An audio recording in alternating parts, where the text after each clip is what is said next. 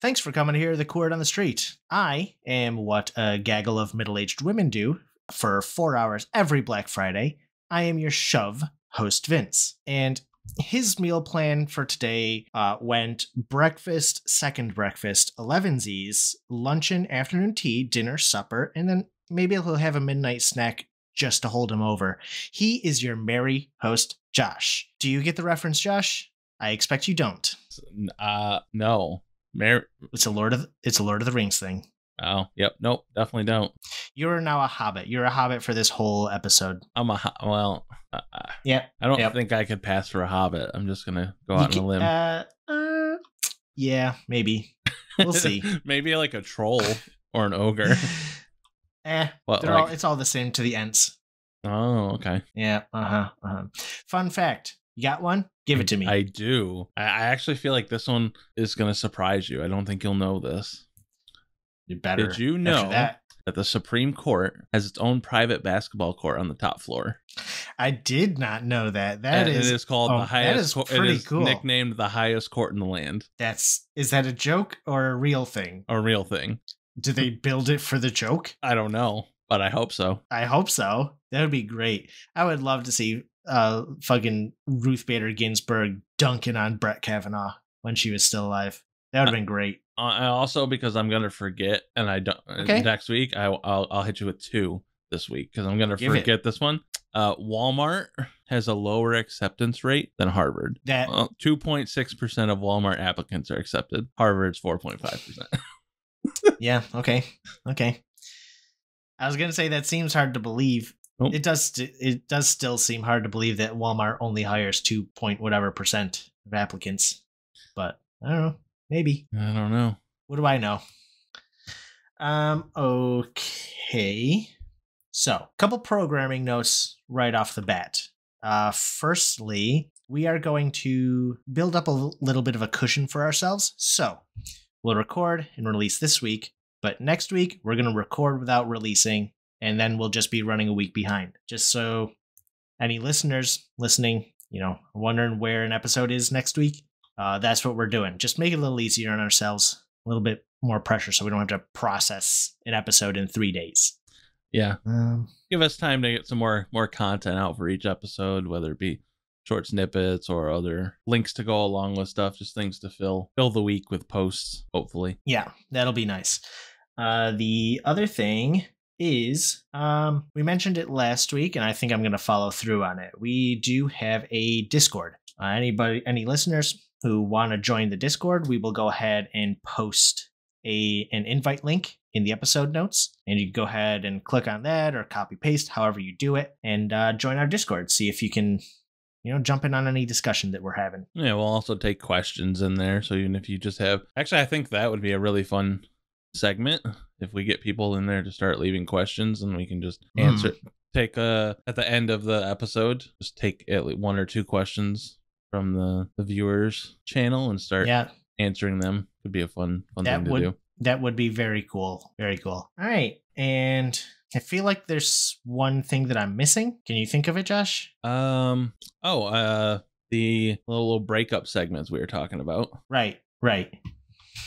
Yep. In between our words, and then I guess after our words, we'll be bringing ourselves a little off topic segment. Loose ends, I think, is the name that I like for them. Yeah, but I haven't really workshopped it that much. So we're gonna have a couple loose ends for you, a little something more for you to sort of latch onto. Hopefully, yell at us about, at least engage with us about, and so. I think with that, we'll go ahead and start the episode. We are Court on the Street. Every week, Josh over there and I will pick one of the 28 words generated from the puzzle word game Quordle and talk about whatever the hell we can based on them. I'm going first this week, and my word is fruit. Said that weird. Fruit. I thought Fruit Loops. Then I thought breakfast cereal. I figured I'd give myself a underhand pitch this week. Just talk about cereal. Yep.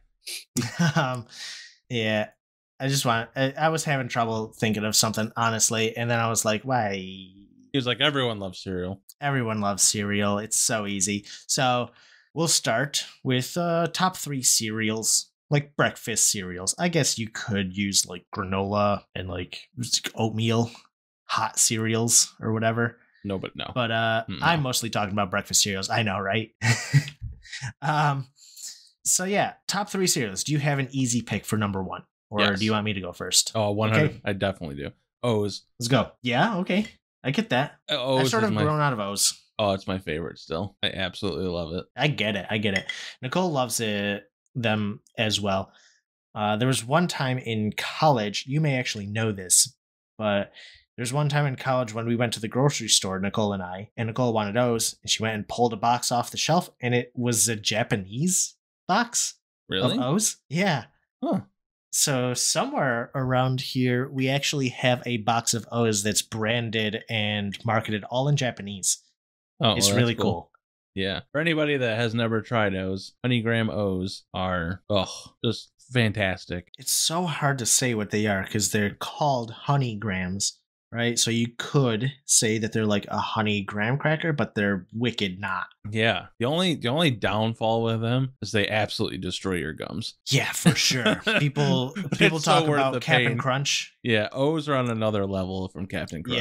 Yeah. They make Cap'n Crunch look like fucking Yeah, like prance through the flowers. you're just chewing on balls of shredded glass, basically, that just taste heavenly. Yeah, they do.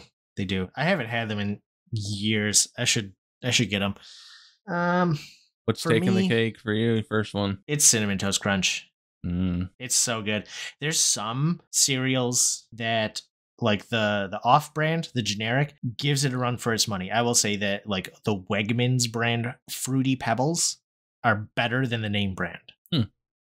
But Cinnamon Toast Crunch, there is nothing in this world better than just it's one of the few things that I won't even consider off-brands. Cinnamon Toast Crunch is head and shoulders above every other competitor. Yeah, I feel like their cinnamon to sugar mixture has not been figured out by anyone else. It's so perfect. I don't get it.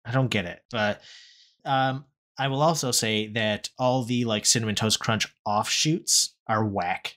Like the French Toast Crunch. Oh no, I like the and- French Toast Crunch.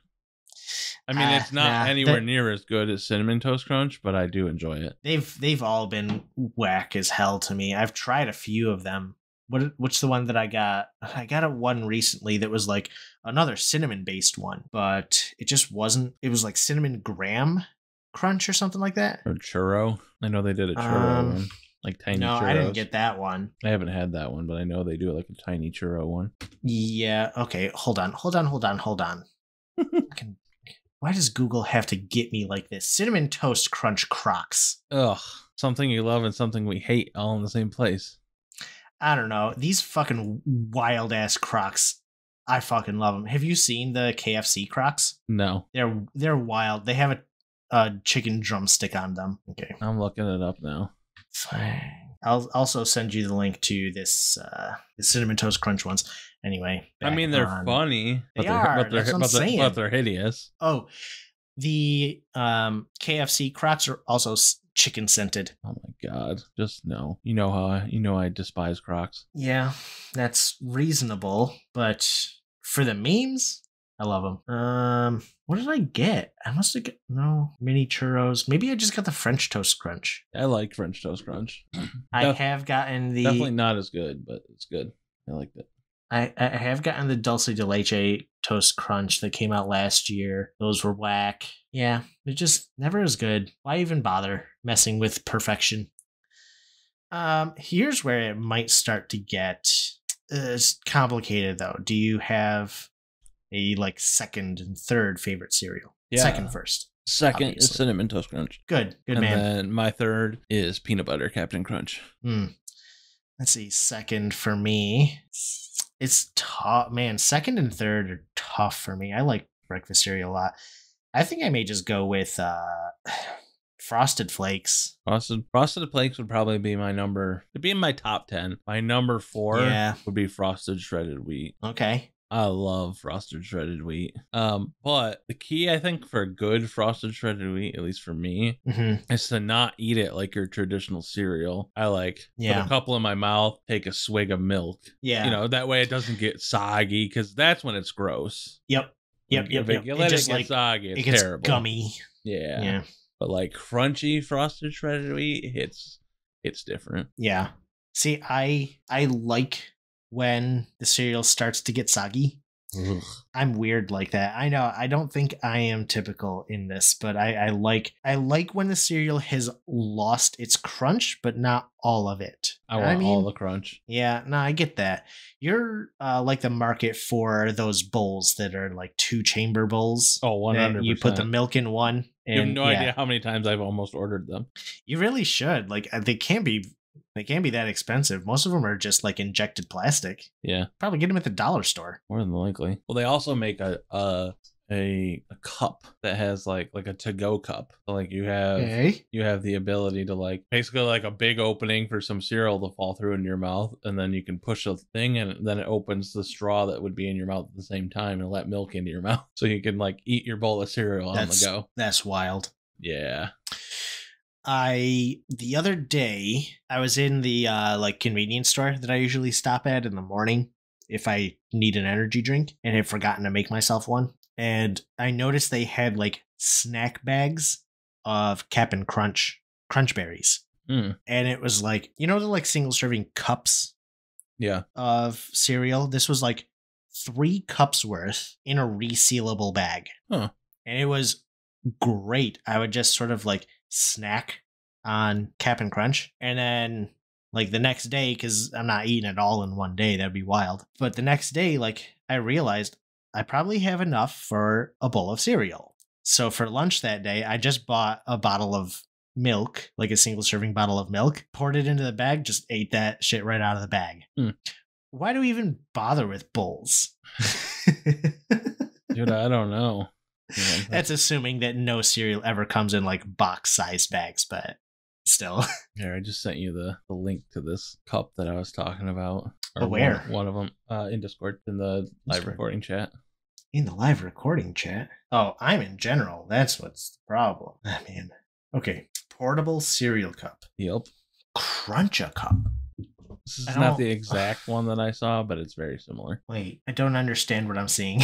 What happens with this? So, like, it pours milk and cereal into your mouth at the same time on the go. This can't work. I don't know. One of us might have to spend $30 to see if it works. There's no way. I don't know. But you save $15 if you buy 2. For Christmas, I'll buy a 2-pack and give you one. Shit? This promotional video is terrible. The promotional picture, like under product description, yeah, is so fucking wild. This could not possibly work. You are going to try this, and the cereal is going to get jammed up, and you're going to get no cereal and only a swig of milk. You're gonna run out of milk way sooner than cereal with this stupid thing. Okay, here's a good question though. Down in the questions, how many Totino's pizza rolls can the upper compartment hold? What are you putting in the liquid part? Will this work with beer and pretzels? That just sounds terrible. Okay, the questions on this Amazon page are where it's at. Is this tamper proof? I've heard of this rabbit that's been trying to steal tricks. Wow, maybe this should be a segment we do. Funny Amazon questions. Right? Amazon questions. Will this work with Doritos and Mountain Dew? Oh man, it's so good. Do you realize that Trix went back to like real Trix recently? No. Yeah, they're no longer just whack ass Trix, the just like simple balls. No, now they're actually fruit again. They're now fruit shaped again. I've been thinking about getting a box of them, but I don't eat cereal enough to justify having a box on hand just in case. Other than Cinnamon Toast Crunch, I always have a box of that shit. For number 3 for me, this could go 100 ways for me, honestly. Like, I love Cinnamon Toast Crunch for the perfection. I love Frosted Flakes for the simplicity. But there's like 100 cereals that occupies number 3 for me. I think I'm gonna go with Honey Bunches of Oats though. With strawberries or bananas. Solid choice. I mean, they're so good. When I like got over myself and started trying these like quote unquote adult cereals, some of them are so good. You know what I mean? Yep, would agree. There's definitely a lot of good ones. Why do you gotta eat on recording? But yeah, I mean, they're so it's just so good. I think I'll go ahead and move on to my actual questions involving cereal though, because that's just top 3 cereals. It's fun. But I want to know, everybody like has some sort of memory involving cereal. I think like it's such a relatable thing. We have them like in our formative years, and there's just something visceral about that. Maybe it's that it's like scent and taste and all these senses all coming together. But do you have like a poignant or just a standout memory involving cereal? I'm going to defer to you. Well, I think. Fair enough. I have a couple. One is more general. Well, no, I guess they're both kind of general. So let me just figure out which one I'm going to say first. The first one's not exactly cereal, but it's served like cereal. Okay. My mother always made like, or not always. This was kind of like if we had them and we had to use them. Graham crackers as cereal is very good. Like you literally just take I like can do that. a package of graham crackers, break them up into squares, like small squares, you know, like break them in half and then in half and then in half again, and they end up in squares. Take like 3 graham crackers, crack them up like that, milk, and just a little dusting of sugar on top, just to sweeten it up a little bit. And those are good. You would probably hate them because they get soggy almost instantly. Yeah, the initial taste and idea sounds great. The execution sounds terrible. Yeah. Yeah, that would I mean, just be soggy. I love them. Maybe this is where I get my love for soggy cereal from, because this is so good. But yeah, that's a very good cereal. And the second one is, I guess, pretty much the same. It's like it's Rice Krispies. Like, do you eat, if you have a bowl of Rice Krispies, do you just eat them plain? I will never have a bowl of Rice Krispies. Is it because you've only ever had them plain? No, I've had them with sugar. I've had them with cinnamon. Okay. You don't like Rice Krispies though? I don't like Rice. I'm weird. I don't like Rice Krispies. My okay. Hear me out. Here are my top 3 least favorite cereals. 1, okay, Rice Krispies. 2, okay, Fruity Pebbles. 3, Cocoa Pebbles. Why? Rice Krispies just sucks. The other 2, they leave a shitty film on your mouth, and I can't stand it. You? Okay, so it's just the film. It's just like a texture thing. Yeah? Yeah. Coats my mouth. It feels like I have fucking wax on the inside of my mouth after I eat it. It's disgusting. You should try. It may be like ingrained, like a psychological thing for you at this point, but you should try the Wegmans brand Fruity Pebbles. I will next time I'm at your house. Make sure you have it in stock. Because other than that, where am I going to get it? I know. At Wegmans. You should drive to Syracuse to go get cereal. Yeah, I know. I don't know. I was thinking like if you happen to be in an area where Wegmans is, I wasn't telling you to run out and go get them now. I will happen to be in an area where there's a Wegmans the next time I come to see you. That's a great point.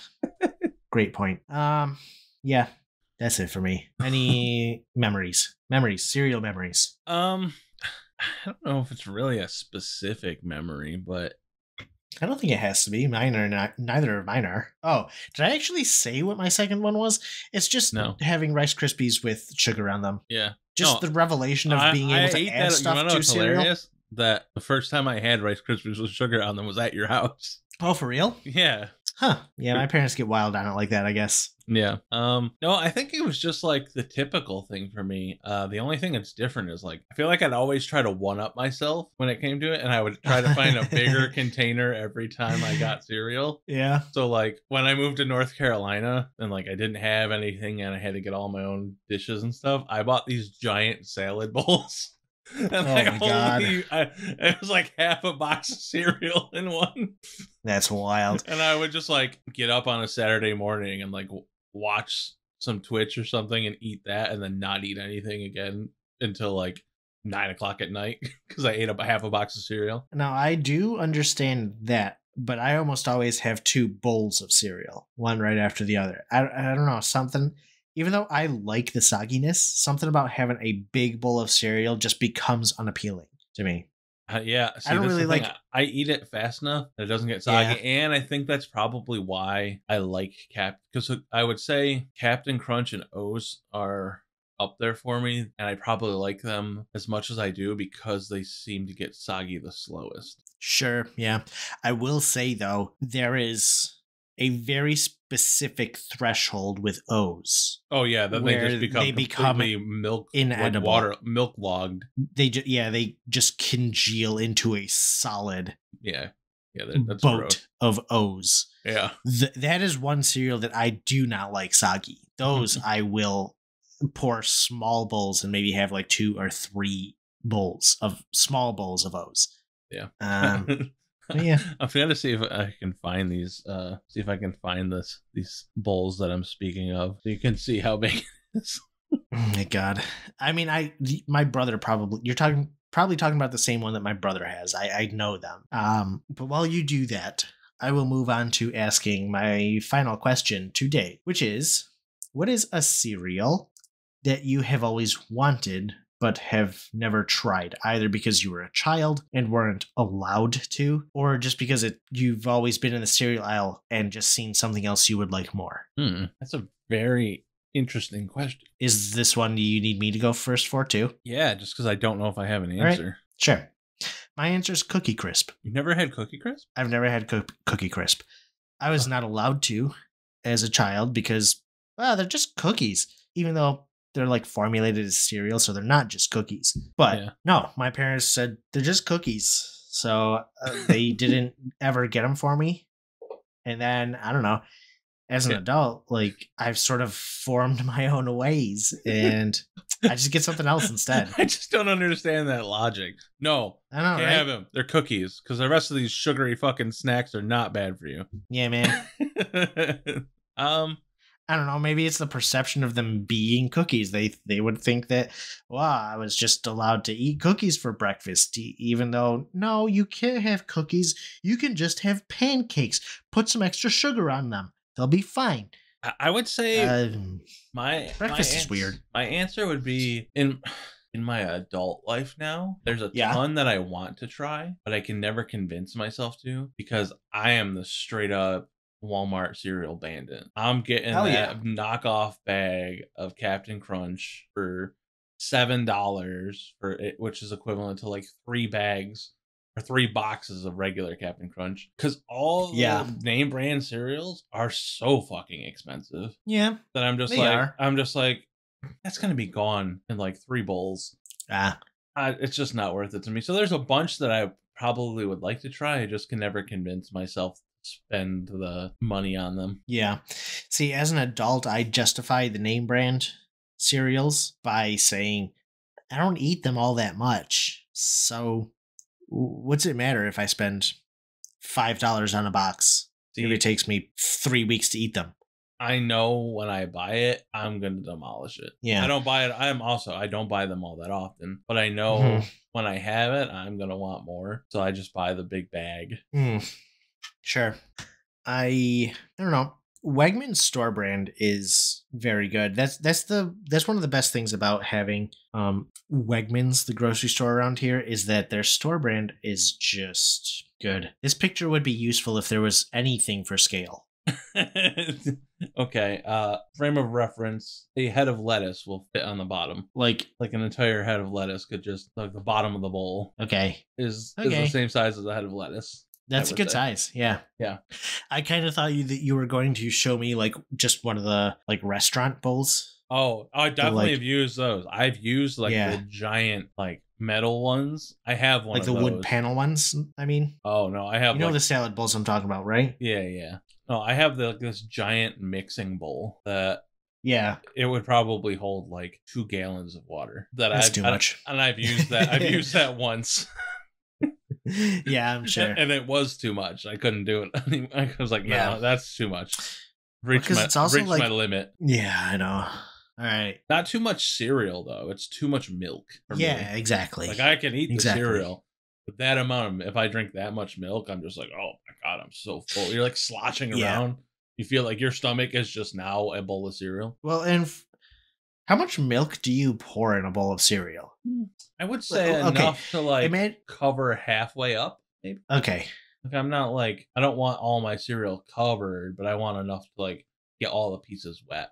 Yeah, okay. My threshold is I pour until it's floating. Yeah. You know what I mean? Yeah. Like when the top starts to float, that's when I stop. The thing is, I'll stop a little before that normally. yeah, that's a lot of milk, and it really facilitates the sogginess of the milk. So I can imagine stopping before that would be Mhm. good. What's weird about me is I don't really like cereal milk a lot of times. I actually do like Frosted Flakes cereal milk. You know, the stuff that's after. See, I think that's leftover half after. of what makes Cinnamon Toast Crunch so good. Yeah, I won't drink Cinnamon Toast Crunch milk. Oh God, see I think the milk is half of why it's good. Without the milk, I don't think it's that great. I get most of the milk just in with the cereal. Oh, my man's using a ladle, not a spoon. He just got a soup ladle, just shoveling it into his mouth. Arr! Yeah, I eat it slowly so that it gets soggy, and then I will take a whole spoonful of milk with each bite. Just a sea of milk with each spoon. I mean, I don't know. Why would it be served with milk if you weren't supposed to eat it with the milk? Why would you eat it fast enough for it to not get soggy and then drink the milk afterwards? It's just mixing in it's all going to the same place. True. So you know what I miss sometimes? The spoons I had as a kid where like it was a spoon, but then when you're done, it also functioned as a straw. Ooh, yeah. Oh, those were parents, elite. My parents bought me the bowls that had the built-in straw. Those were also elite. I remember using those at your house when we were growing up. I didn't like them though because I didn't like the milk. See, I loved them. I know. My favorite was my lightsaber spoon. It was like a Happy Meal toy. They came from Burger King, I think. Burger King. I don't Yeah. know. It was something like that. But yeah, it was the lightsaber spoon. Those were the best. Okay. Last thoughts on cereal. Huh. It's good. Because it's very good. It's very good. Because I'm moving on now. If we got nothing else to say. What's your did you say your least favorite cereal? No. You have least favorites I'm trying to think. or things you avoid? Not really. I like a lot of cereal. Like even the more plain ones that people might think of. Like I love Kix. Kix is good. Honey Smacks. I love a Corn Pops. Honey Smacks is good. Yep. Pops is solid. Apple Jacks. I mean, maybe Corn Flakes, just because they're too plain. Like I would end up putting sugar on them and turning them into Frosted Flakes anyway. Yeah, I like Raisin Bran a lot now. Raisin Bran's good. The Raisin Bran Crunch is especially good. Yeah, That's what I was talking about with the like adult cereals, right? The Special K with the fruit chips in it. I've never had it. Yeah, I mean it's basically like Frosted Flakes, but like with a wheat flake, I think, and they're lightly sugared, but then they have like freeze dried strawberry chips in them. Hell yeah, that's what the Honey Bunches has in them too. Oh, it's so good.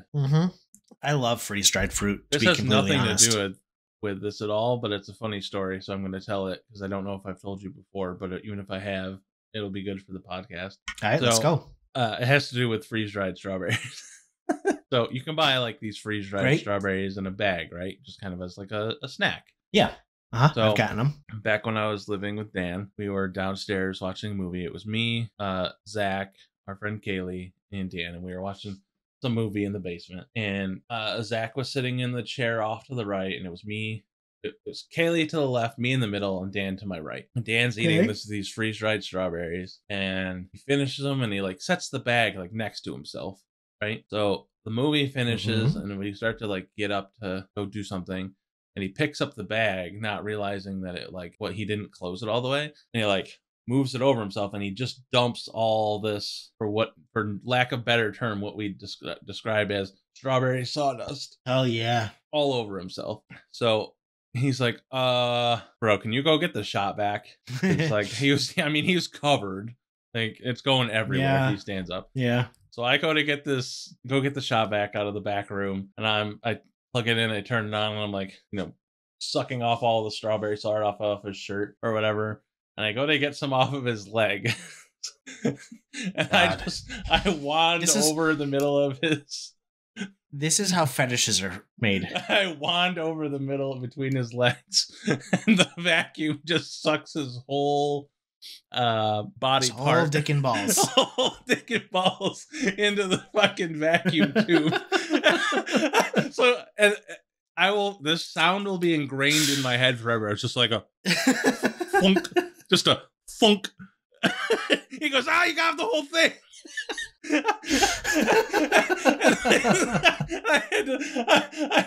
I couldn't stop laughing. So I'm laughing, my arm is shaking. So it's just like moving all over the place because I can't stop laughing. It's like, turn it off.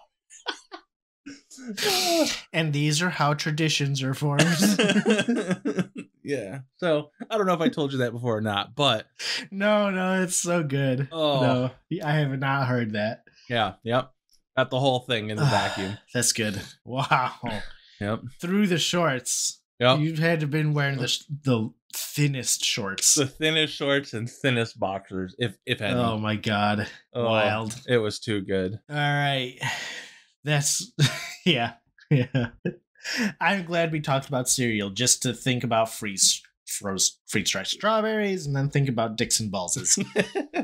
I feel like somewhere or another we're going to that topic. Yeah. One day someone will be like, I want to talk about this word, balls. Yep. But now for my loose ends. Let's see. I have like 2, so I'll send you one real quick. Okay. Sending it on the Discord. Boom. Alrighty. I'm gonna go ahead and take a look at that picture. Tell me what you see. You may have to zoom in to figure out what you see. Fucking Sour Patch Kid pizza. That's a fucking Sour Patch Kid pizza. Why? I have no fucking clue. See, my question is, what's the base? It looked like a garlic pizza. That's what I'm saying. It looks like garlic pizza. But if it's like a cookie dough crust with like nah, like an icing underneath and no actual cheese on it, I'm not mad at it. But if it's regular garlic pizza with Sour Patch Kids on it, that place deserves to be shut down. I think it's straight up garlic pizza with Sour Patch Kids on it. I will not have it shut down because it's the best pizza place around here. But this is a crime, and I want to report it. Yeah, they should be fined. It's I am going there. My next time out to see you, I'm going there, and if it's there, I'm buying every slice of it and throwing it on the ground in front of them. Yeah, man. It's Cam's. And just throw it. It's Cam's. So they make a good pizza. I mean, come on.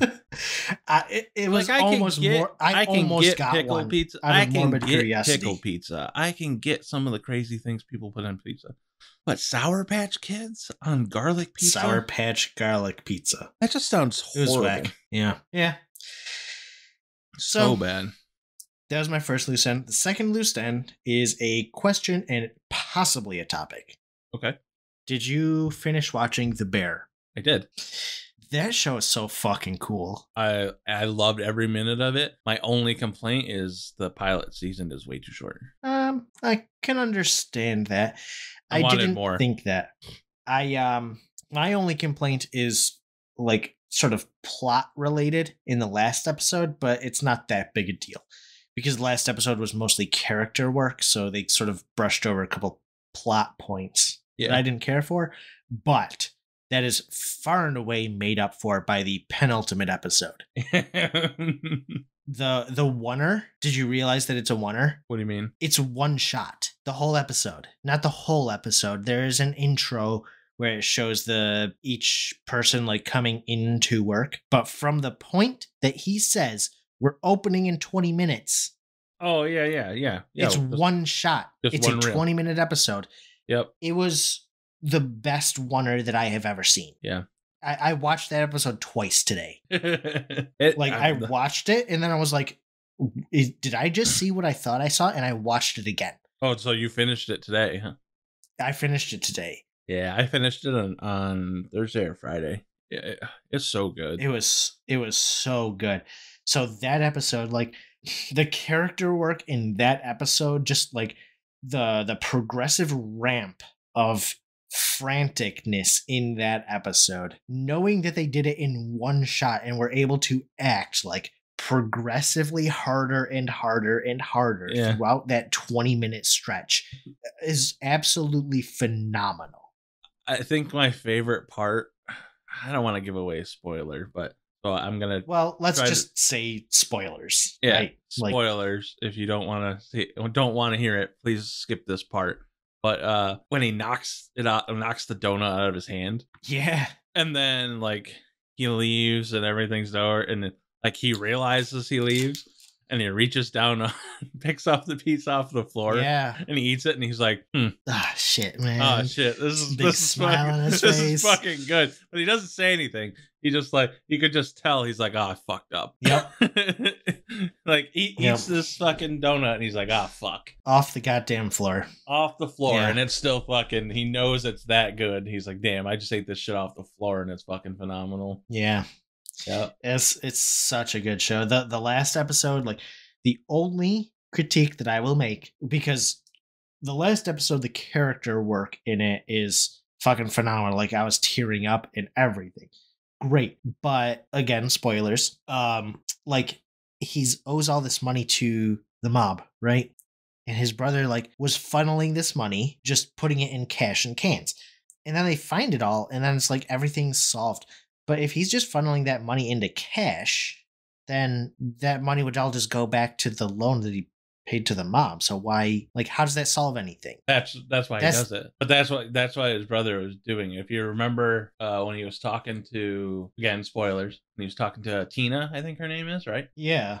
And he said, he was talking to her about the napkins. She was like, there's 1 month that we didn't have napkins. And she's like, I asked Michael, I told him, and she's like, we're out of napkins and we need to get them. And he's like, why? We're just not going to be able to pay him next month and not have them.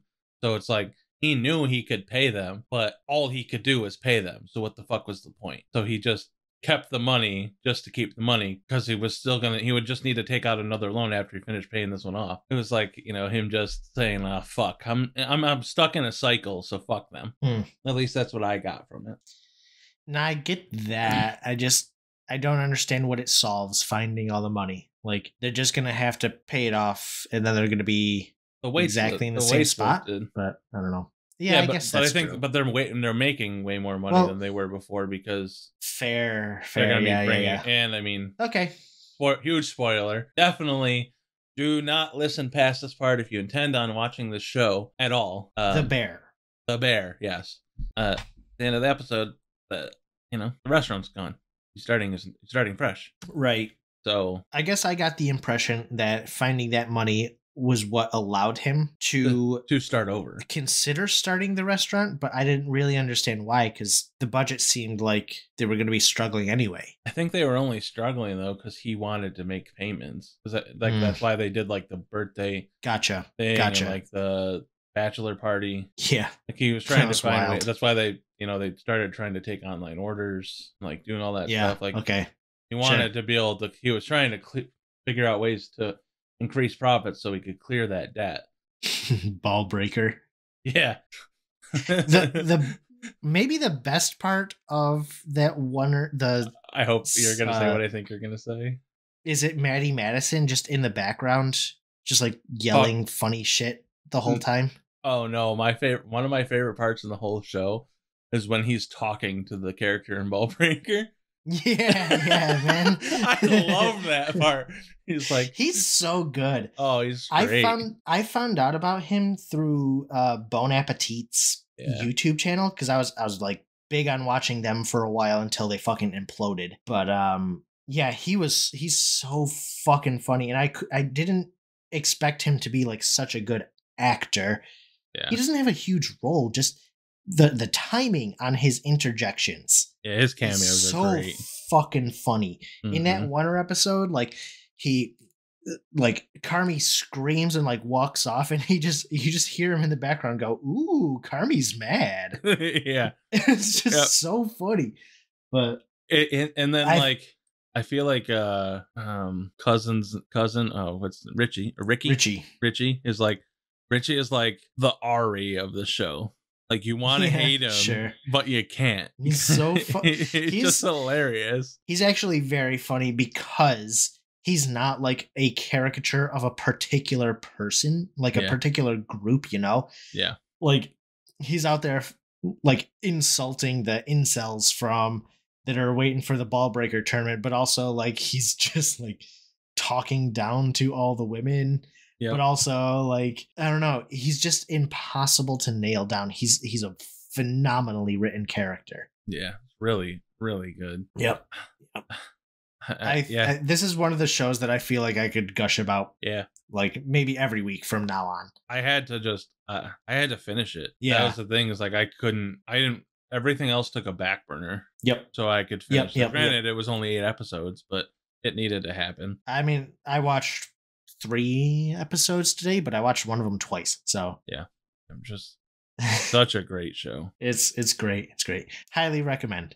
Yep. But anybody who might watch it probably skipped this. So you know, we might have to like put some sort of marker in here for people to skip to for spoilers. Disclaimer. Yeah, I know.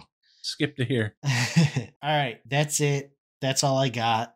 On to Josh. Me. I decided to go with skill this week for my word. Yeah, are you sharing something? Do we have a sponsor spot? Yeah.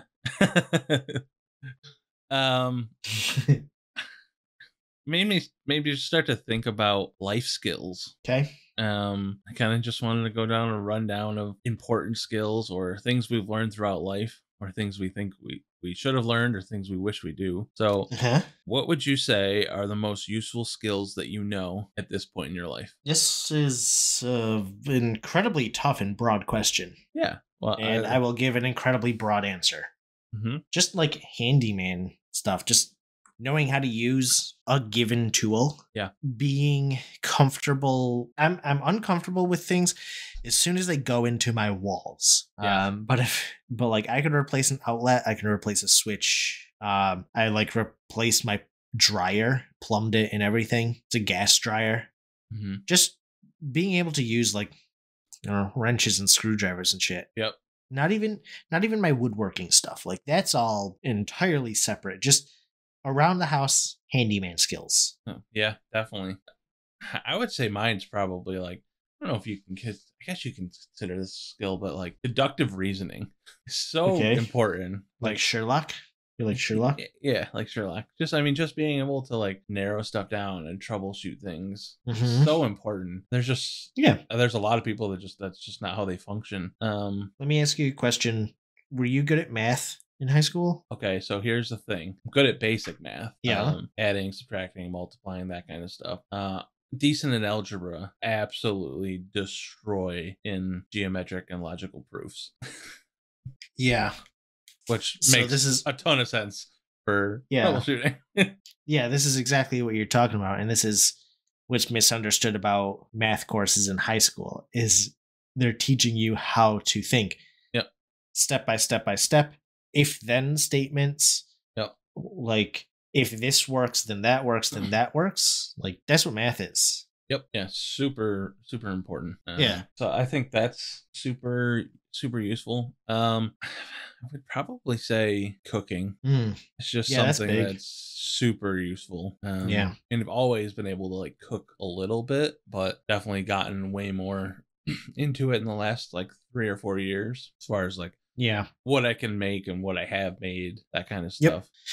Yeah, I mean it is big. Even like, you know, you may think even if you don't have money, like cooking is an incredible skill to have, because like if you're not good at cooking, you could just get stuck in the loop of like getting ramen or box mac and cheese or something. But like eggs are so good for you and so cheap, and all you need to do is know how to cook them. Mm-hmm. And there's so many different ways to cook them. Yeah. It's like one of the best things that you could do for yourself is just learn how to cook eggs. Yeah, like the learning how to poach, how to make a good poached egg. Yep. Oh, so good. Yeah. It honestly might Not be e- one of the most difficult like meals to make that I enjoy the most in cooking is a completely from scratch eggs Benedict. Ooh. Yeah. Okay. A really good fresh homemade hollandaise sauce with perfectly poached egg. I use Yeah. prosciutto instead of ham because I think a nice crispy prosciutto instead of ham Sure. works better on a nice You toasted English muffin. Oh, how often do you go to like brunch? Because like fancy eggs Benedicts are a big thing these days. I go pretty often, but none of the places I go have good eggs Benedict. They're stuck. Okay. A lot of these places are, at least around here, are just stuck in the jug bought hollandaise sauce, and it's disgusting. Uh, That might yeah. be the worst sauce like recreation ever. Like That just the the pre-made hollandaise uh, sauce is so disgustingly ass. I can't even explain it to you. I don't know if you've yeah. ever experienced it, but it's so bad. I don't really get like stuff that comes with hollandaise at diners. I just never really trusted it.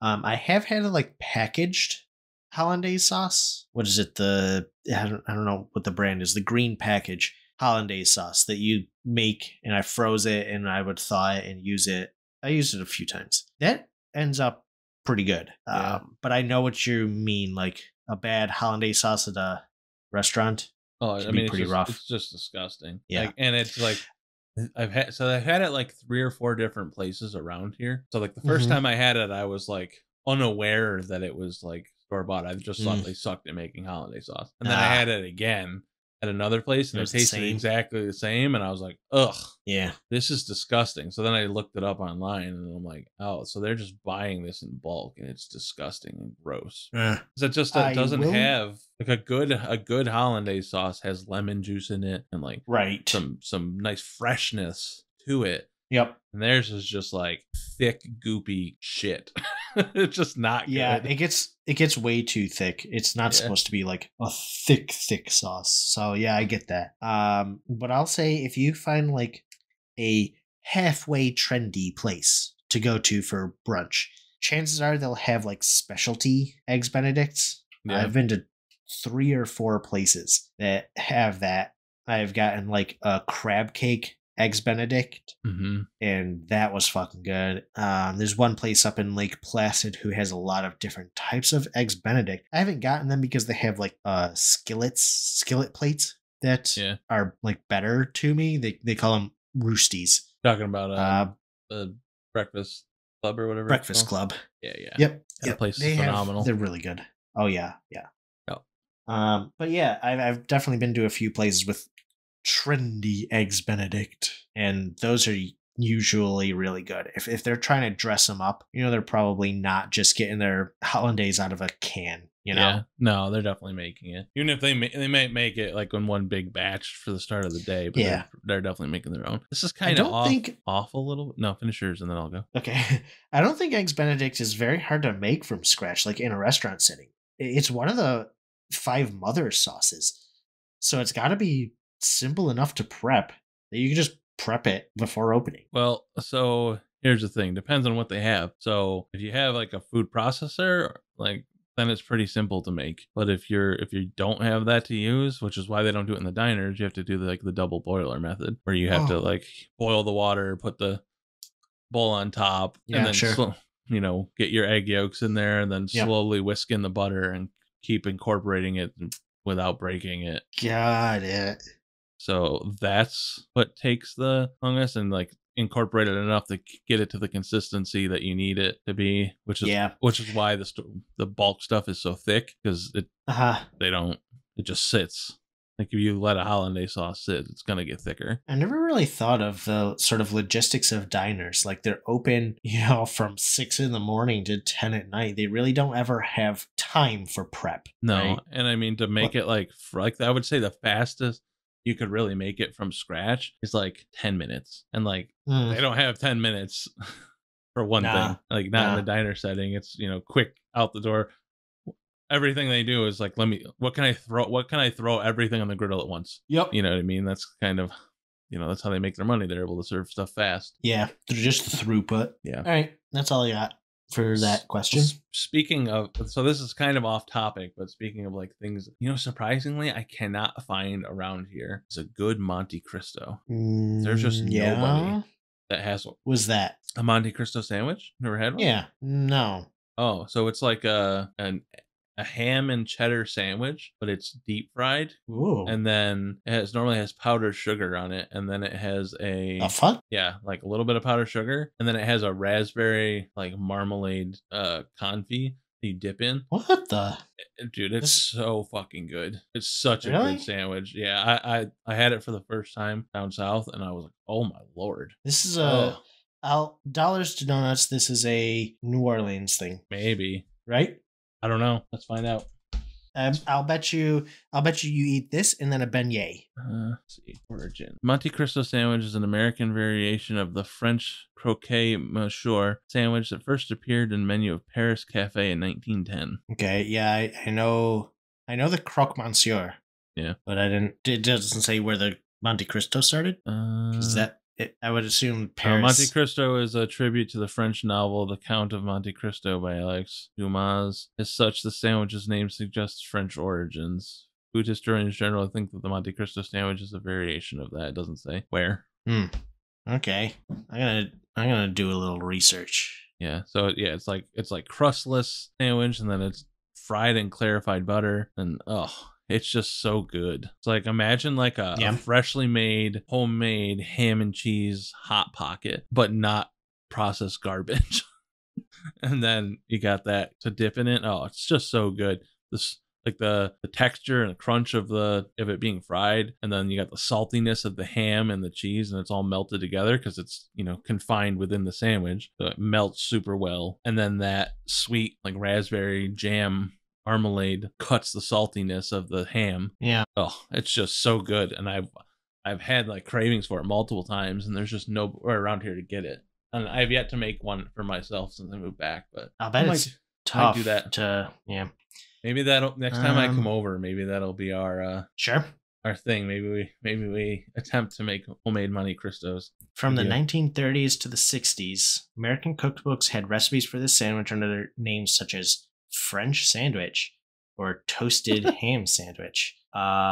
Supposedly entered the scene in the 1960s in Southern California, and then it exploded in popularity after the Blue Bayou restaurant at Disneyland began serving it. So they were under the impression that it came from the Bayou. Yeah, very possible. I don't know.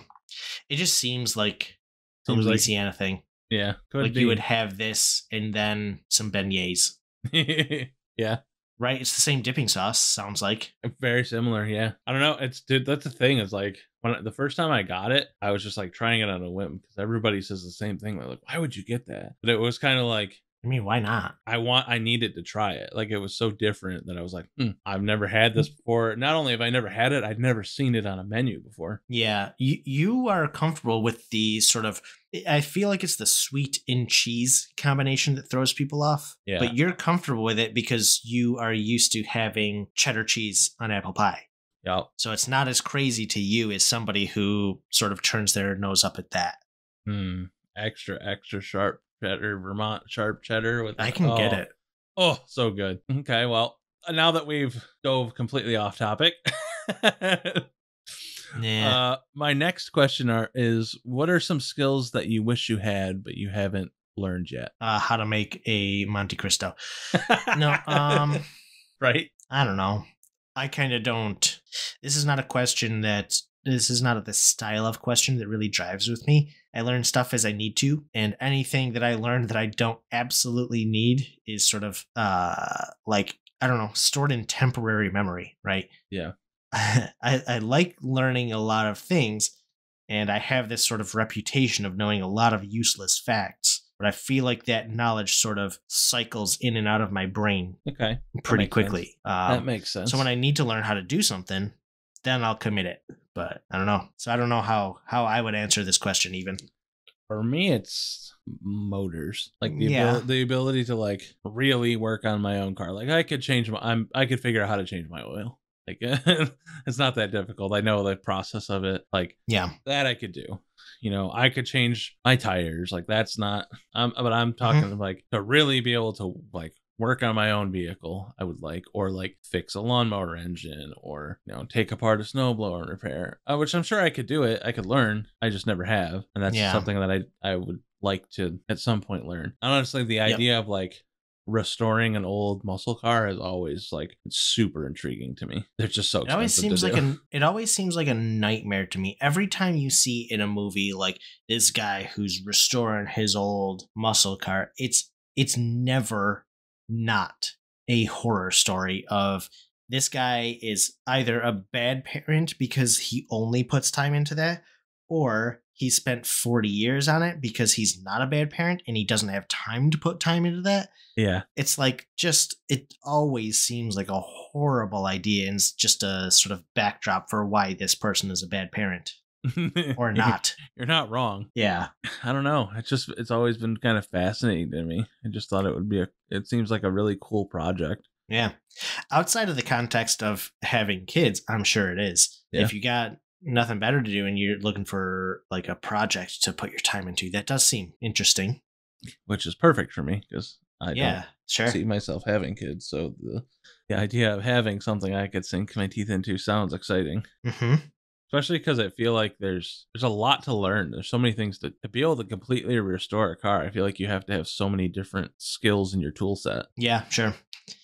I kind of like to identify my comfort zone on things, right? Like in my house, if it's outside of my walls, if I can get to it from the outside of my walls, then I'm comfortable with it. If I have to punch a hole in my wall or something like that, I'm not comfortable with it. Yeah. I feel like for cars, with the exception of changing my oil, if it involves fluids, well, there's a lot of exceptions.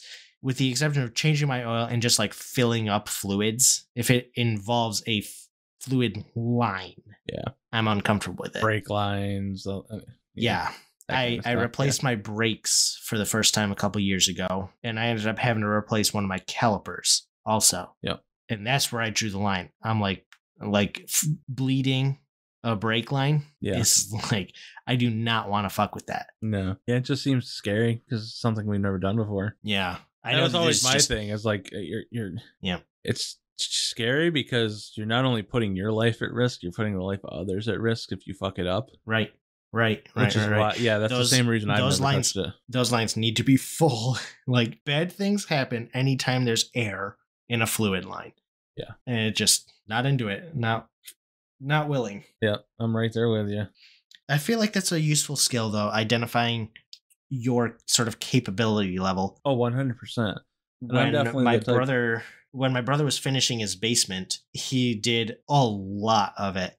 Like the framing, we hung the drywall together. He did everything up until he did a lot of the wiring. That wasn't like putting in a new line. He had someone put in a new circuit, but then he did the wiring throughout the rest of it. But he drew the line at installing the drop ceiling and the carpet. Yeah. He was like, these are two things that I absolutely want to go right, and I don't think that I could get it right on my first try. So I feel like the only scary thing with carpet is like the whole measure twice, cut once kind of thing. Measure twice, cut thrice for me. Yeah, you know what I mean? So it's like, because actually installing it's not that difficult. It's making the cuts to make sure it's going to fit. Well, from the carpet installation videos that I've watched, just because I'm a fucking fiend for YouTube videos that are over half an hour long. Same. So I'll watch someone install a carpet.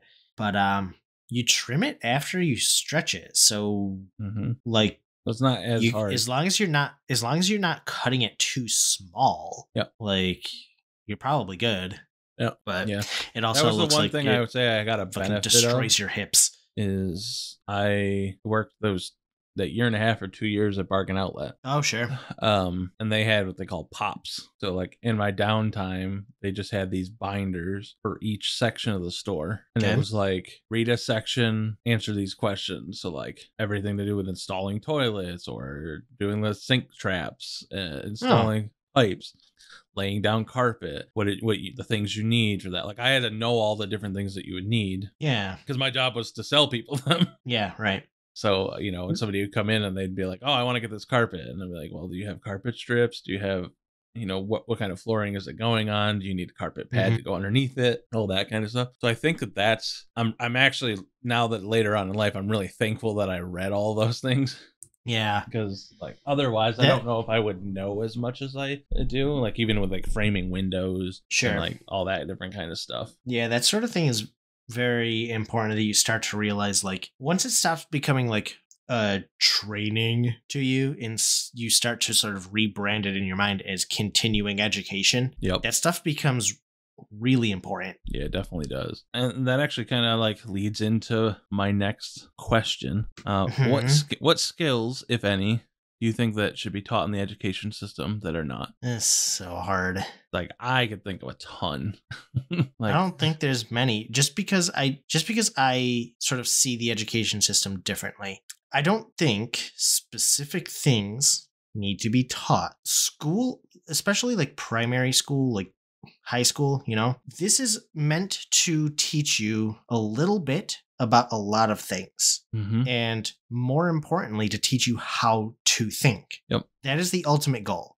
Secondarily, it's to teach you to be prepared for your next step in life, whether that be joining the workforce or going to college, whatever. That's a secondary goal other than teaching you how to think. But so any specific skills, I don't know if I see them as very useful, especially because kids suck and they won't pay attention anyway. It depends on what kids. I definitely know stuff that I learned back then. Yeah. I don't know. I think that there's definitely useful Don't say things. taxes. No. Okay. I will not accept taxes as an answer, because kids would absolutely just fucking tune out and not care even a single bit about taxes in school. No. If you try to teach them. I don't think that. No. Yeah. I don't. Okay. No. No, but I think that. Okay. Shop I'm class willing to hear you out then. could be expanded on. There's no reason that general electrical, plumbing, your general house maintenance, general small engine repair things. I think the tech class that we had could be expanded on and should be expanded on and taught to everyone. Sure. For me, I'd rather learn about that than some historic revolution that I'm gonna forget about. I don't you can brush over it, but for us to spend 3 weeks on one thing and me to take a test to remember some dates, no, give me electrical and some other stuff. Things that I'm going to learn and use. Yeah. I'm all for learning things, but I don't to focus so heavily on specific dates and stuff. I just think that would be far better used. That's a shortcoming of the curriculum, I think, not necessarily. Well, whatever. Both. I mean, both things. You're right. Are. Sure. I would say they're both shortcomings of the curriculum. It not being there and that being there. we had Miss Goodall, which she seemed to like what she did, but she was also probably checked out because she's been doing it for fucking 50 years. Yeah. I think having those would be really important. I just think that there's general life household skills. General life skills that you could do. Just think that people need to learn how to do that. Having some kind of ability to cook. We did it. I mean, we had home and careers, which is gone now. I mean, I don't even think it's in curriculum anymore. Well, having the ability to cook some. It's because we called it homos and queers. Yeah.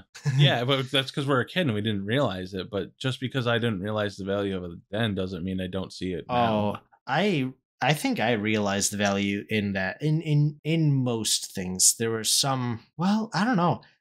I feel like I remember a lot from home and careers. I definitely do. I remember learning how to balance a checkbook, which immediately became obsolete in knowledge. I remember how to read a stock sheet in the newspaper, which immediately became obsolete knowledge. It became irrelevant. Yeah.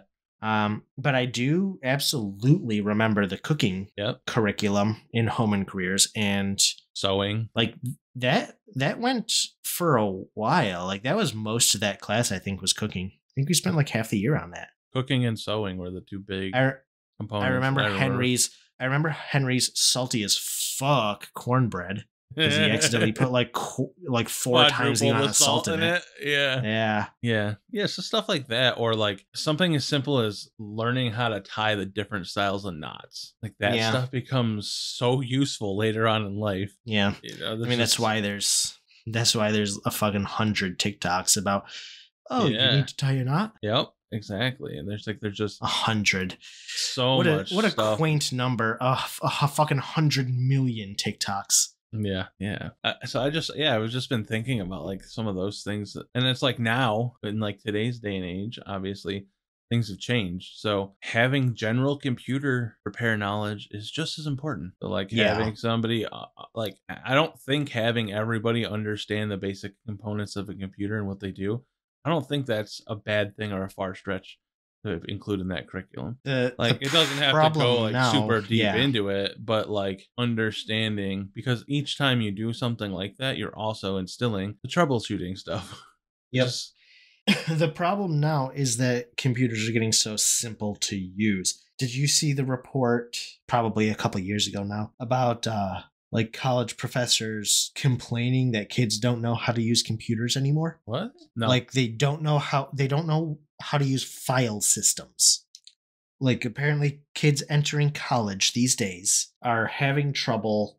Like if a professor says navigate to this file on your computer, they don't know how to do that because computers have gotten so simple to use. So many computers have such a strong search function these days that they just search for things, and 90% of the time it comes up. Yeah. But either you're on Windows 10 and the search function sucks, or you're on an older version and you don't have a search function, and then they're lost. They don't know how to go into, C drive and then can program files and so on and so forth. They don't understand that. And it's not any fault of theirs. No. But that just sounds like poor teaching. Yeah. But this sounds like, well, it's overlooked because teachers grew up with this. So they just assume that it's inherent knowledge and haven't sort of realized that knowledge my thing is has like, been unless lost. It's a computer class where why would there be a file on their computer that they don't know where I'll give you exactly an example of how this can be bad, because I have a personal experience with this. This doesn't have anything to do with recently. Like, this is just an example of how it could show up. Mm-hmm. In my college biology lab, we always worked in groups, and we would do these experiments and gather data, and then we would distribute the data to everybody, and we would each work on our part of the project individually. Okay. So I am in a group with this one girl, and I can't even remember the exact sort of order of events anymore. But she's sitting at the computer, she plugs her thumb drive in, and she's like, "Can you do this for me?" I'm like, "Do what?" She's like, "Copy the file onto my thumb drive. I don't know how to do it." I'm like polite, so I just did it, but I wanted to be like, "What do you mean you don't know how to do it? It comes up automatically. All you got to do is find the file, save the file, go to where the file location that you saved it at on the computer." She didn't know how to do it. And that's like the type of problem that teachers are running into these days. Is there's something like that where because classes are becoming so much more digitized. Yeah, I feel like that makes more sense for you, like in college, because there are definitely people our age that still did not adapt to technology the same way we did.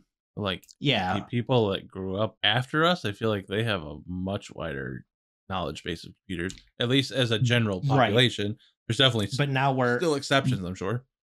But now we're coming down the other side of the hill where it got easier and easier and easier. And now people don't know how to do like what early Gen Z knows how to do. You know what I mean? Yeah. Like I'm talking about like late Gen Z or Gen Alpha that are having these issues because they have never known a computer program that has a setup wizard. Yeah. You know what I mean? Like all of their programs just open and install and run. Yep. And like we used to have a setup wizard where you had to check which parts of the program you wanted to install, and then you click install, and then you choose the location for it to install, and that's just kind of not how things work anymore because they've gotten so simple. Yeah. I mean, I think so that only, automated. That only strengthens my thought then of having basic computer stuff taught in the curriculum. Yes. Then. Yes, I brought it up to strengthen your point. Yeah, like I just think there's so many life skills that could be incorporated into the curriculum that also reinforce what you said they're trying to teach, which is teaching you how to think. Anything that, here's the thing, I think that anything that they can present you that forces you to solve a problem is good. And that's why I think that they could cut back on certain things in like the social studies branch and filter in more of the problem solving stuff. And I just say that because I think that has the most room for taking out while still providing the things that you need, because I do think history is important, and I think everybody have to know stuff, but like for an entire year to be dedicated to American history, and then an entire year dedicated to another one, and then world history, and going over, I do not remember 70% of what I read in that stuff. I knew it at the time to take my tests, right? But you really generally remember things that you feel are important. And I haven't needed that other 70% yet. Yeah. It's weird talking about the education system for us, I think, because we're from New York. You know what I mean? Like the education system here is significantly better than a lot of other places. Like, there's a growing, I get what you mean about being able to cut back on social studies and stuff like that. But there is an increasing number of people in the country who believe that the Civil War wasn't about slavery. So I don't know. If you're working from the baseline of New York, I get what you're saying. I totally agree. But but I don't think them not doing it or not understanding that is because they're not being taught enough. They're just not being taught correctly. Yeah, sure. I get that. Because I mean, they're not. Maybe their curriculum and their teachers are worse, and like the standards they're held to are worse. Okay, I get the distinction you're making then. But they could have the opportunity to have the same things that we have. The only thing that makes it better here is that things are held to a higher standard. There's accountability being put in place by New York State, which is what makes makes the education system technically, I guess, a little bit better. I mean, I don't know if that's the correct way to put it, but right. We have a higher success rate. We'll go that way. Yeah, sure. Sure. With that, which you're right. It is also a sort of sticky way to put it, but yeah. It's just, I think take for example, you got to look at like UK and stuff. Like they have their base grades, and then they switch over to more specialized stuff, and I don't know if I like that either. But you learn more easily.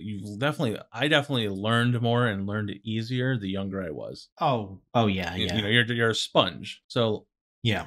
I don't need a master's course on building a computer, but give me a 3-month section of 1 year on general computer components and computer troubleshooting and repair.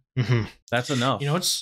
What's funny is pretty recently, maybe like within the past month, Linus Tech Tips released a video going over this Intel-backed education program that was supposed to be taught in schools in like the 90s that actually did like teach like logic systems for computer hardware. It was like way in depth.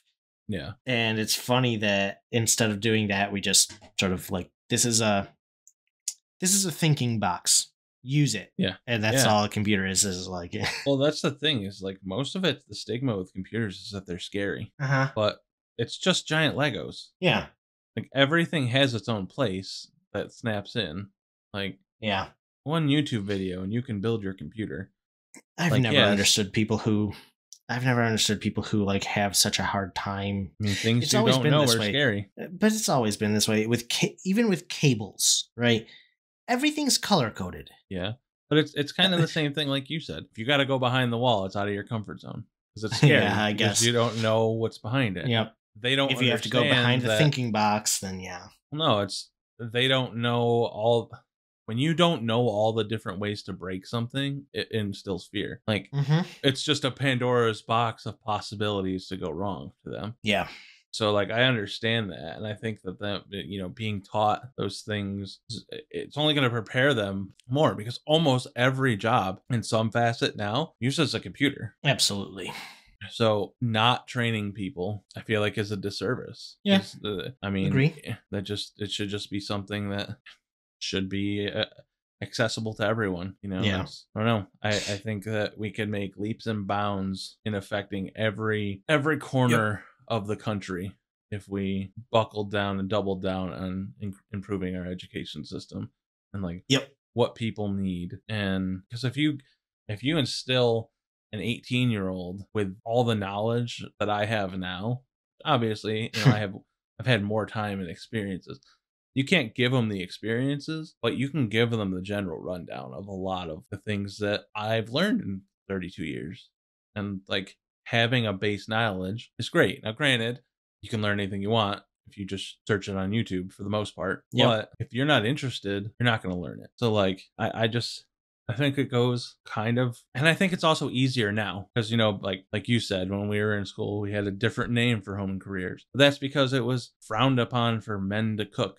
Like, yeah, you had your dominant male chefs, but cooking was considered a female thing. You know what I mean? Same as sewing. It wasn't your stereotypical male activity. But like, I feel like we've moved away more so from that box. Like, it still exists, but the walls are much more transparent now. I always wonder how that shit got branded to us like that. Like, sewing being an unmanly thing. Like, if you're in the fucking army, which men were only allowed to serve in the army, you had to learn how to sew. Because you you associate things with what you see. And most children were at home with their mothers, and they see their mothers sew. Yeah, I guess. Because the fathers were at work, so it would be the mother's job to repair their clothing or make clothing or fix stuff. I don't believe that. This has been in like pop culture. Like, this was a branded thing that there was like a societal push to make sure that we thought this way. Oh, 100%. It was like so weird. What was the other thing that I was thinking of? Braiding. Like, braiding is rope making 101. Yeah. What's fucking more manly than a rope? Yeah. And if you don't know how to braid, you don't know how to make a rope. So what do you even, because women can do it with their hair because we told them they had to have long hair? Because it's so dumb. Very dumb. Don't even get me started on gendered colors. Fuck that shit. Yeah. Thankfully we've gotten away from that a lot more. Yeah. Yeah. I don't know. I definitely think there's huge improvements that we could make. Huge improvements have been made. Huge improvements could be made. Yeah. What would you consider the most useless skill that you have? Something being able to whistle with my hands. Okay. Yeah. Yeah. You know the whistle I mean, right? Yep. Like, not even the loud one. Yeah, just put your thumbs together and that one. Man, is that the one you're talking about? I'm having trouble doing it. Nope, I can't even do it. My hands are too sweaty, I think. Is that the one you're talking about, right? Where you like interlock them at like 90 degrees? Yeah, I could do that. Yeah. Yep.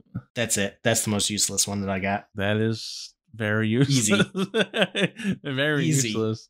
Yeah. It's not even loud enough to get someone's attention. Yeah. I'm trying to think if I have one that sticks off the top of my head. Probably doing like the Elmo voice. No, yeah, like it's, I don't know. Impressions are cool as hell. Yeah, but it's useless. I mean, doesn't help me in any way. No, you got nephews. That is true. My cousin's daughter does love me because of it. Oh yeah, that's not useless. I don't think impressions are useless. Impressions are cool as hell. Comedians have made entire careers off of impressions. That is true. You do bring a good point. If that's your most useless skill, then you are a very useful person. I'm sure there's worse ones. I just can't think of them. I guess my final question for today would be: what is something that you want to learn next? What is the next skill that you want to take on? I don't know. I still feel like I'm learning woodworking. Yeah. Like that's where I'm at. The next skill that I want to learn is just continuing to get better at that. It's a big craft that sort of takes a lot of time that I haven't really had to dedicate to it lately. Yeah. And it's disappointing. Mine is, which we talked about it before. I just have not pulled the trigger on candles. I really want to learn to make them. So like, Yeah, I know sure. I know the basis of it, and like I understand how to make them and stuff. But like really getting down into it, and I think it's because I made e-liquid for so long when I was down south. Yeah, sure. It's the same. I mean, it's all the same. Like cooking, making that kind of stuff. It's all measurements and like recipes and knowing what things go with what and percentages, all that stuff. So I feel like but it scratches the same itch.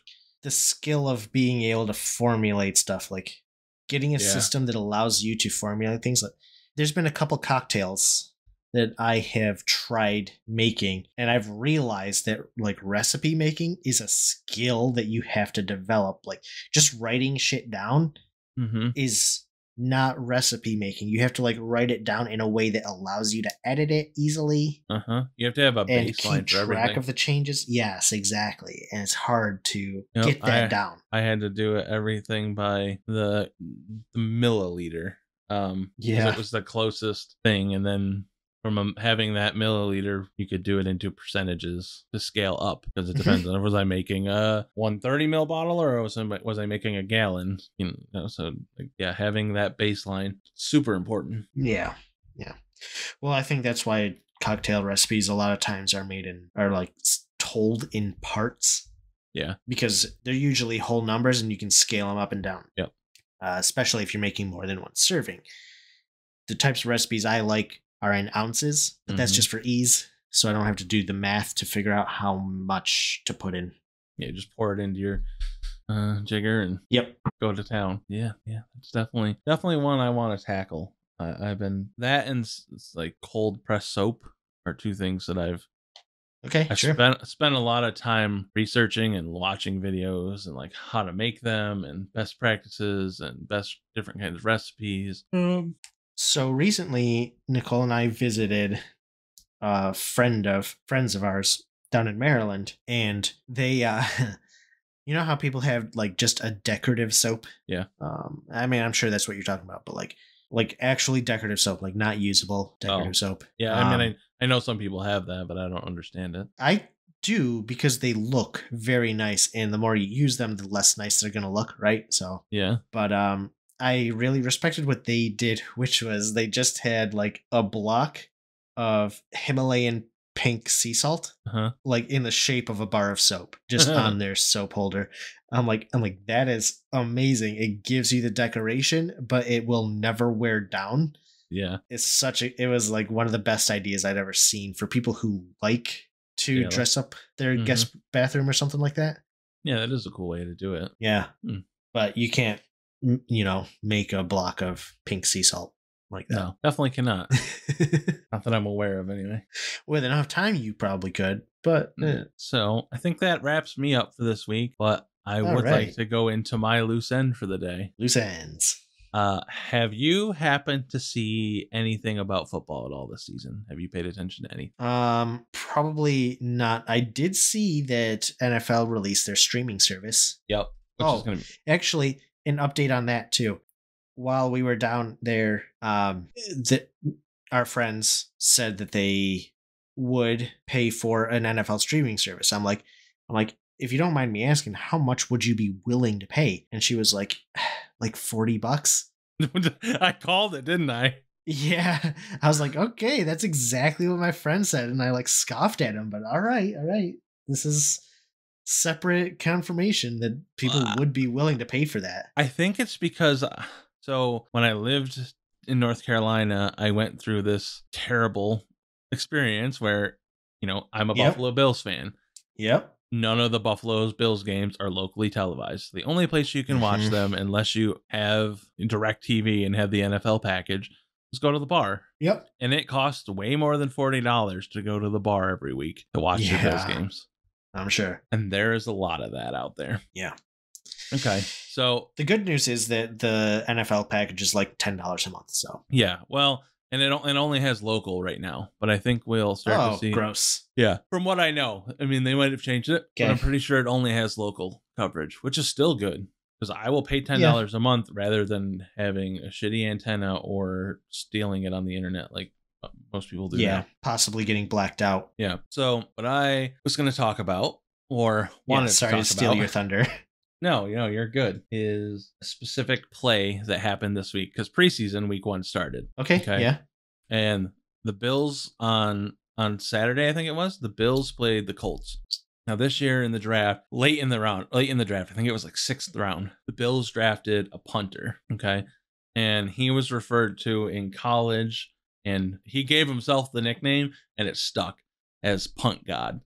Okay. But everyone, he got pushed because nobody high drafts a punter. You know what I mean? So he got pushed down. A lot of people said they didn't think he would be able to adjust to NFL punting because ball has to go higher. You need more airtime in an NFL situation than you would in college. So they weren't sure if he was going to be able to achieve that. So I'm going to go live on Discord. Okay. And I'm going to play you this clip of this rookie punter. All right, let's see it. Okay. That was a weird kick. Oh, damn. 82-yard punt. I love the announcer. What? Net 62, which means it was before it bounced the first time, like from in the air to first hit, 62 yards. Hold on, go back. The punter was running for it, wasn't he? Or the punt returner. Oh yeah. Boom. And punt returner's just running backwards. Oh my god. He's just what the hell just happened? Oh wow. This feels momentous. Right? Like this is what a 50+ yard punt is going to become, isn't it? I don't know, man. I mean, I saw that, and for anybody that's listening that's a huge football fan, I'll put a link in the description of the episode so that you can watch it. I just don't think I don't even know. Let's see. What is NFL record for like the longest punt? Okay. Since it wasn't a touchback, Thompson attempted a punt return, working tackle, 98 yards. Holy hell. Huh. And now I need to watch this. I'm pulling it up. Yeah, right? But it was in, I think, like the 70? Oh, he had like the same form. Yeah. Oh. But his bounced way more. Yeah, his bounced way more. That was... His bounced from like the 35 or 40 back to the 2-yard line. You know what though? That might have even been further than this dude's kick just in the air. I think that bounced at like the 30 from the end zone. Yeah. We'll create a website. Yeah. So I just thought that was he's crazy. Halfway into the end zone that bounced to the 30. That's like a 70-yard in the air. Yeah, just nuts. Yeah, that was 1969. Man, wild. Is that the dude that they had to investigate him because they thought that the balls were inflated with helium? Possible. I remember hearing about a punter that the NFL launched an investigation in because he would consistently punt the ball so far that they thought that he was somehow filling the balls with helium. Yeah, it's very possible. But I just thought that was absolutely crazy. Because like we don't hear about sure that. It is. And like few times does a punter sort of stand out anymore. Yeah. Well, and it's like, you don't think about that being a big deal, but so what if you get pinned at the 2 now? Like, he has the ability to, you guys to be pinned at the 2, and he has the ability to put them to their 20 still. Yeah, I mean, yeah, that's wild. The trick is going to be having a special teams coach who is good enough that he would be able to get people down the field far enough to tackle the guy if he actually does field that punt. Yeah. Like people can only run so fast. So what do they call the chasers? Could the chasers get to the receiver?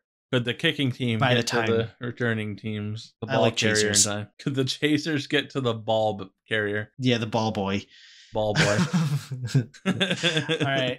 It was Ray Guy. Oh, yeah, not him then. No, he was active in the 60s. It's actually funny though, because the 98-yard one was a Yeah.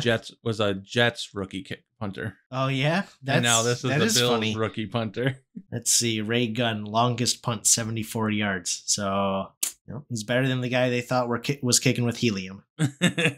Yep. Well, I think that wraps up my loose end. I just thought I would share that with you. I thought it was quite the video to see. I was mind blown. You just never hear about a punter making a highlight. Yeah. Not unless it's like a fake punt run for a 20-yard first down or something, you know what I mean? Like some kind of trick play, but for it just to be a punt. Yeah. I was like, "Oh my god, why is this showing up in my feed as highlight?" That is cool. It's very cool. Well, okay, so at this point, do we have anything else to finish up with? Yeah, I just reiterate that next week there will be a missing episode as we are switching up the schedule, building ourselves a little backlog so that we can spend more time on creating stuff for each episode and hopefully bring more content. Yes, that will be cool. And if you're into that content, keep an eye on our social medias, which you'll hear about in just a minute here. And just thanks for coming along with us on this journey, partner. We'll see you later. Thank you and congratulations for making it to the end of this episode of Cord on the Street. We have been your hosts, Vince and Josh. You can find us on our socials. You can find us on Twitter at Cord on the Street, QUORD on the ST. If you're listening to us on YouTube /Cord on the Street, go ahead, like, subscribe, and comment. And wherever you're listening to us, whether it's on Apple Podcasts, Spotify, or wherever you can leave a review, please leave us a review. If you tell us what we can do worse, I promise I will read it on the podcast unless it's just too mean. If you have any need to contact us in a longer format, you can email us at cordonthestreet@gmail.com. Or you can visit us on our website, cordonthestreet.xyz. Feel free to leave us a voice message on there. If you want to reach out to us individually, you can get a hold of us at our personal Twitters. Mine is @I'mScuzzy, IMSKUZZEY. And I am at V_C, spell out the underscore. We would finally like to acknowledge the people that made this podcast happen.